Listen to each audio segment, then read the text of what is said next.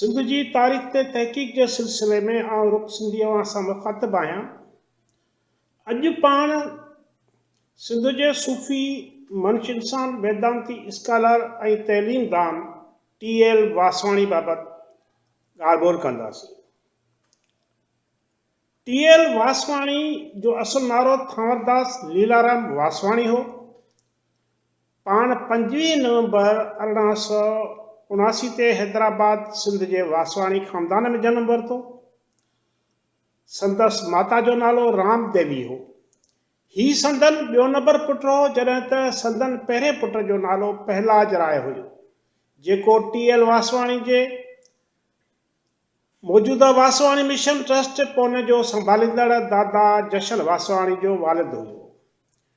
टी.एल. Vaswani school ऐं college जी तइलीम पूरी करे M.A. जी डिग्री वरिती ऐं कलकत्ते जी मेट्रोपॉलिटन कॉलेज में तारीख़ ऐं अंग्रेज़ी जो उस्ताद मुक़ररु थियो, जेको कॉलेज अॻिते हली विद्यासागर कॉलेज सॾियो।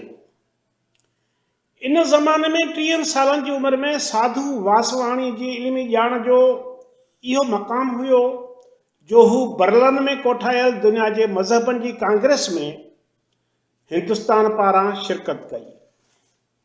संदसि उते कयल तक़रीर ऐं पोइ यूरोप जे मुख़्तलिफ़ मुल्कनि में कयल तक़रीरूं माण्हुनि में हिंदू मज़हब, हिंदुस्तान जे मज़हब ऐं ख़्यालनि बाबति वॾी दिलचस्पी पैदा कई। इन खां पोइ साधू वासवाणी कुझु वक़्त लाइ लाहौर जे दयाल संघ कॉलेज जो प्रिंसिपल थी रहियो। बाद में कोच बहार जे विक्टोरिया कॉलेज जो प्रिंसिपल मुक़ररु कयो वियो।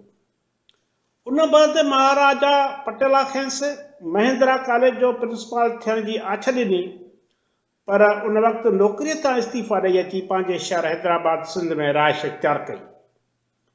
इन ई ज़माने में हिंदुस्तान में महात्मा गांधी सत्याग्रह तहरीक शुरू कई, जंहिंमें हिन ओम मंडली जे सवें औरतुनि ऐं मर्दनि सां गॾु कराचीअ जे ख़ालिक ॾिने हाल आॾो हिसो वरितो। पुलिस खेसि ॿियनि सत्याग्रहियुनि सां गॾु गिरफ़्तार कयो ऐं समूरनि खे 14 ॾींहनि जे जेल जी सज़ा ॾिनी वई, पर साधू वासवाणी जी इल्मियत खे ॾिसी खेसि 4 ॾींहनि बाद आज़ादु कयो वियो। हिन सत्याग्रह तहरीक जे हिमायत में केतिरा ई किताब लिखिया, जिन में मुख्य secrets of Asia, my Motherland, builders of tomorrow शामिल आहिनि। साधू सिंध में महात्मा गांधी जे अदम तावन तहरीक नॉन कोऑपरेटिव मूवमेंट जे हिमायत में पिणु ज़ोरदार कमु कयो। क़ौमी हलचल जे इन ई अरसे में हू तइलीम जी रोशनी पखिड़ण तरफ़ राग़िब थियो। पहिरीं शास्त्रीअ जे मदद सां राजपुर में शक्ति आश्रम खोलियईं ऐं पोइ नौजवाननि में बेदारी करण लाइ लेक्चर ॾियण जो सिलसिलो शुरू कयईं। 1930 में पंहिंजे जनम भूमि हैदराबाद में सुखी सत्संग नाले जमायत जोड़े रजिस्टर कराई, जंहिंजो मक़सदु तइलीम, सिहत, समाजी, सक़ाफ़ती ऐं तहज़ीबी मैदान में माण्हुनि जी ख़िदमत करणु हुयो। साॻे ई साल में साधू वासवाणी कराची में सत्संग लाइ कृष्ण कंज मंदरु ठारायो, जिते अंग्रेज़ीअ में गीता बाबति लेक्चर ॾींदो हो। साधू वासवाणी 1933 में हैदराबाद में केतिरा ई फ़िलाई इदारा, तइलीमी इदारा क़ाइमु कया, जिन खे सॼी दुनिया अंदरि मीरा मूवमेंट इन एजुकेशन सॾियो वियो, जंहिंजो बुनियादी मक़सदु जदीद साइंसी तइलीम ऐं आदर्शनि सां नातो जोड़णो।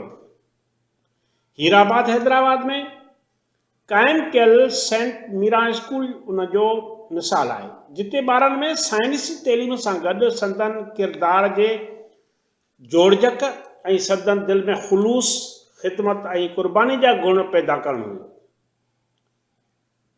हिन तहरीक केतिरनि ई तइलीम ऐं समाजी भलाई जे इदारनि खे जनम ॾिनो। साधू वासवाणीअ जो मीरा यूनिवर्सिटी क़ाइमु करण जो ख़्वाबु 1947 जे विरहाङे भोरा भोरा करे छॾियो। साधू टी.एल. वासवाणी विरहाङे खां पोइ सिंध न छॾण जो इरादो कयो, पर भारत में आयल कुझु पनाहगीर मुसलमाननि जे रवैये ऐं जुनूनी तहसब खे ॾिसंदे हिन मजबूरन 16 नवंबर 1948 ते पंहिंजे वतन जा वण छॾिया। पाण पहिरियां कुझु वक़्तु मुंबई में रहियो ऐं फेबरवरी 1949 ते पुणे शहर में मुस्तक़िल रहाइश इख्तियार कई। 1950 खां साधू वासवाणी सिहत, तइलीम, समाजी ऐं तहज़ीब मैदान में ख़िदमत जो कमु शुरू कयो। इन ॾस में ब्रादरहुड नाले हिकु जमायत इंडियन सोसाइटी एक्ट 1860 ऐं मुंबई पब्लिक ट्रस्ट एक्ट हेठि रजिस्टर्ड कराई। तंहिंजूं सरगर्मियूं 1950 खां वठी संदसि ज़िंदगी जे आख़िरी साल यानी 1966 ताईं जारी रहियूं। साधू वासवाणी जी रोशन ख़्याल अॻुवाणी ऐं उत्साहींदड़ रहनुमाईअ में औरतुनि ऐं मर्दनि वधि में वधि हिसो वरितो ऐं हिन तंज़ीम रोशन ख़्याली जो पैगाम ओलह तोड़े ओभर जे मुल्कनि में पखेड़ियो। हिन पंहिंजे पोने वारे आश्रम मां हिकु ई वक़्तु अंग्रेज़ी, हिंदी ऐं सिंधी में केतिरियूं मुख़्तज़रूं ऐं किताबी सिलसिला जारी कया। सेंट मीरा स्कूल हैदराबाद मां जारी कयल मैगज़ीन मीरा उतां अंग्रेज़ी में कढंदो रहियो ऐं सिंधीअ में माहवार संत माला जो इशायती सिलसिलो बि जारी रखियईं। दादा वासवाणी 1962 धारे पुणे में मीरा कॉलेज फॉर गर्ल्स खोलियो, जंहिंजो पहिरियों प्रिंसिपल के.एन. वासवाणी हो। सिंधी ॿोली जे मशहूर लेखिका ऐश्वरी जोतवाणी भी हिन कॉलेज सां लाॻापियल रही। साधू वासवाणी सचो सूफ़ी, देश भगत, प्रेम प्रचारक, शाह लतीफ़ ऐं ॿियनि सूफ़ी ऐं वेदांती शाइरनि जे कलाम जो पारखू हुयो।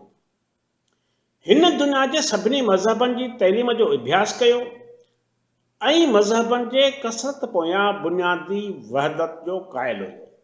हू शाइर बि हुयो। नठाई ऐं सादगी हिन जे मज़ाज जो हिसो हुई। इन करे निमाणाईअ सां ज़िंदगी गुज़ारियईं।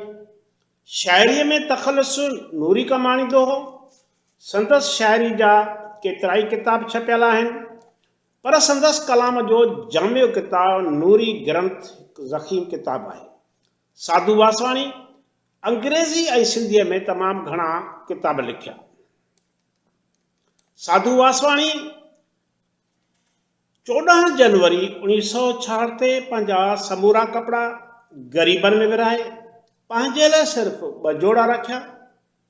15 जनवरी ते व्हीलचेयर ते वेही धन ऐं कपिड़ा ग़रीबनि खे दान में ॾिना ऐं 16 जनवरी 1966 ते यानी 2 ॾींहंनि बाद पाण पुणे में असांखां हमेशह लाइ जुदा थी विया।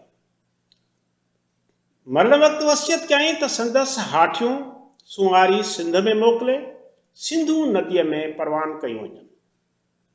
13 अप्रैल 1966 ते इहा रस्म हैदराबाद में अदा कई वई ऐं गुदूअ वटां संदसि ख़ाक खे सिंधू जल जे हवाले कयो।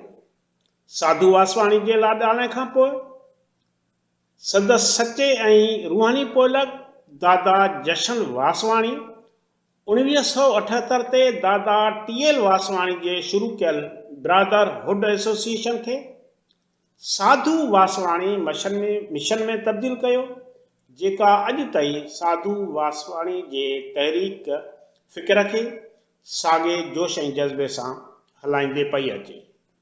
महिरबानी।